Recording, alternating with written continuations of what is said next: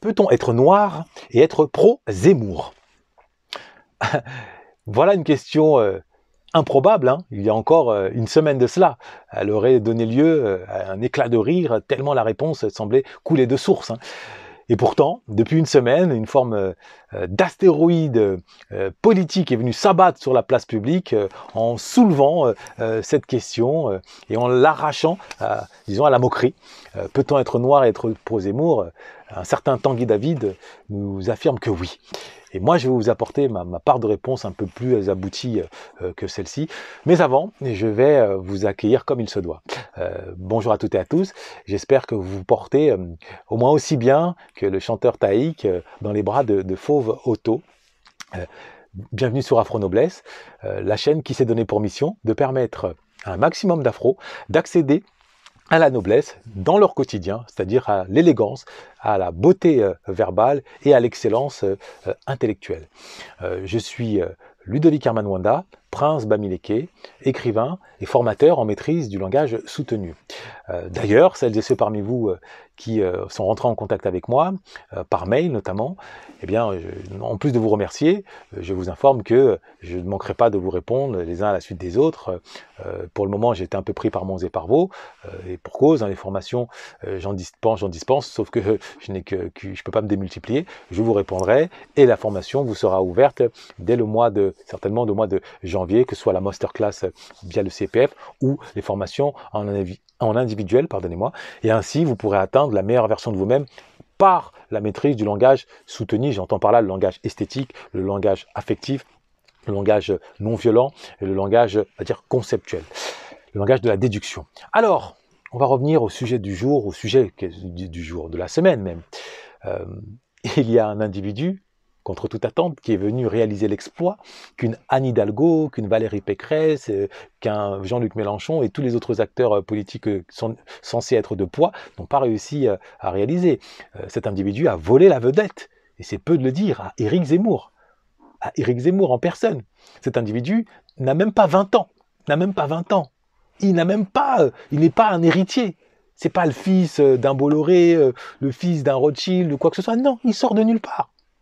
Un certain Tanguy David, du haut de ses 18 ans et venu de sa fraîche province, a débarqué comme un astéroïde, s'est imposé sur la place publique et a capté l'attention. Et pour cause, il est afro, pour ne pas dire il est afro couleur ébène, et s'est retrouvé derrière Zemmour lors de son meeting de lancement de la campagne pour les présidentielles. Contre toute attente, et évidemment, en tout cas, évidemment, c'est ce qu'on pensait. Jusqu'à sa présence, on estimait, nous autres afro, que s'il y avait bien des personnes qui ne pouvaient pas rallier Zemmour, c'était bien les enfants issus de l'immigration. Et pourtant, là, on voit un Tanguy David. Et quand on lui tend le micro, deuxième surprise, il est déterminé, le petit. Il sait ce qu'il a à dire. En tout cas, il semble savoir où il va. Son propos est fluide, pimpant.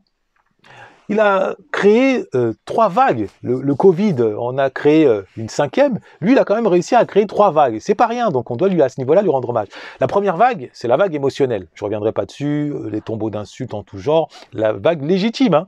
Voir un afro soutenir quelqu'un qui est condamné pour incitation à la haine raciale, c'est comme voir un afro porter la cagoule du Ku Klux Klan. Bon, ça peut un peu heurter...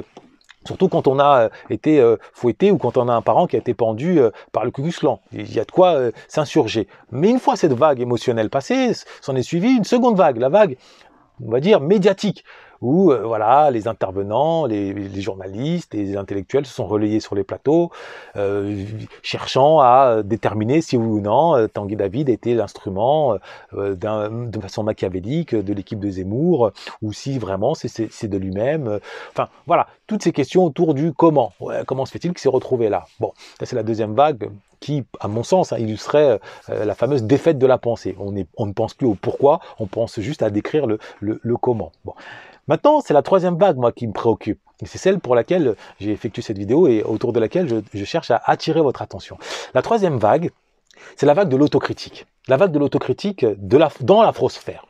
Tant il est vrai que Tanguy David nous met, nous autres afros, face à une réalité violente, dure à entendre, mais bien réelle. Tanguy David incarne une forme d'excellence. Il s'exprime mieux que l'ultra-majorité, à son âge, hein, l'ultra-majorité des Afro que nous sommes, et il s'exprime mieux que au moins une bonne majorité de Français. Il s'habille avec élégance, donc en somme, il incarne, qu'on le veuille ou non, une excellence.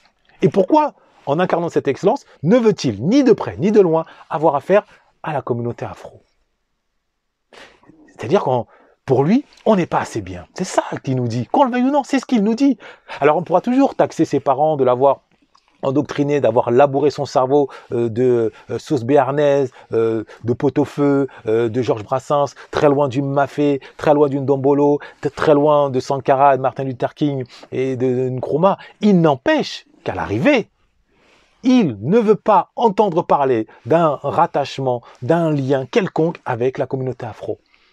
Traduction, pour lui, on incarne la médiocrité, à laquelle il ne veut pas être lié. C'est ça la réalité. Maintenant, quand on observe l'espace public, que voit-on? Quelle est l'image que nous autres afros nous renvoyons? Est-ce que nous renvoyons l'image de descendants de pharaons? Est-ce que nous renvoyons l'image de descendants d'empereurs à la Soundiata Keïta ou à la Almami Béhanzin?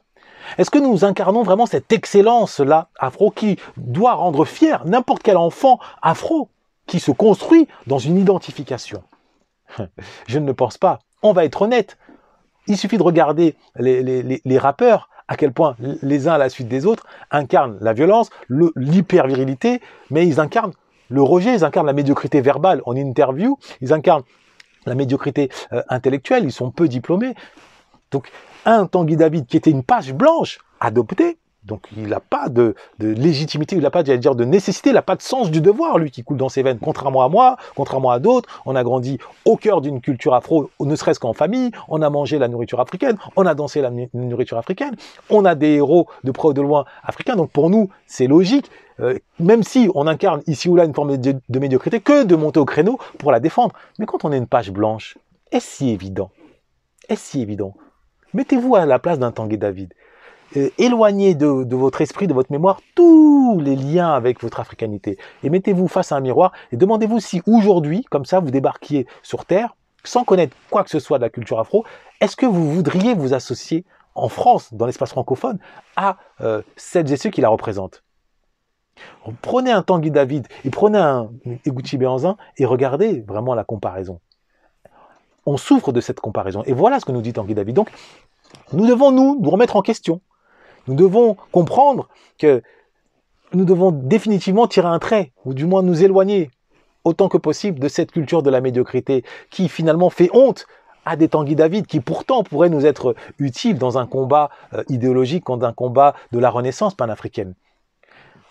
C'est dur à entendre, hein, je le sais, mais nous devons l'entendre. Donc merci à Tanguy David, après la vague émotionnelle, hein, merci à Tanguy David de nous ouvrir les yeux, nous autres afros, sur ce que nous incarnons aujourd'hui. Maintenant, à nous de ne plus incarner demain. Rien n'est fixe. Il est possible toujours d'évoluer, à condition de s'en donner les moyens et à condition d'ouvrir les yeux, c'est-à-dire sur l'autocritique. Tanguy David, bon vent à toi, continue à incarner l'excellence et peut-être que sur ton chemin universitaire, sur ton chemin, sur ta construction idéologique, tu vas tomber sur l'œuvre de Frantz Fanon, tu vas tomber sur l'œuvre d'Aimé Césaire, sur l'œuvre surtout de Cheikh Anta Diop, et à ce moment-là, tu ouvriras les yeux sur la double conscience dont parlait Webb Dubois, sur cette double nécessité.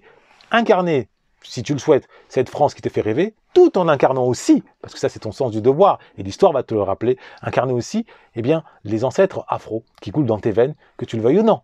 Noblesse oblige. Maintenant, celles et ceux parmi vous qui souhaitent savoir la suite de mon propos concernant la crise antillaise, je vous invite demain à être attentif. La vidéo sera postée sur ma chaîne Afro Noblesse. En attendant, likez, partagez celle-ci afin que cette vague de prise de conscience d'autocritique puisse toucher un certain nombre de personnes, en particulier issues de la communauté afro.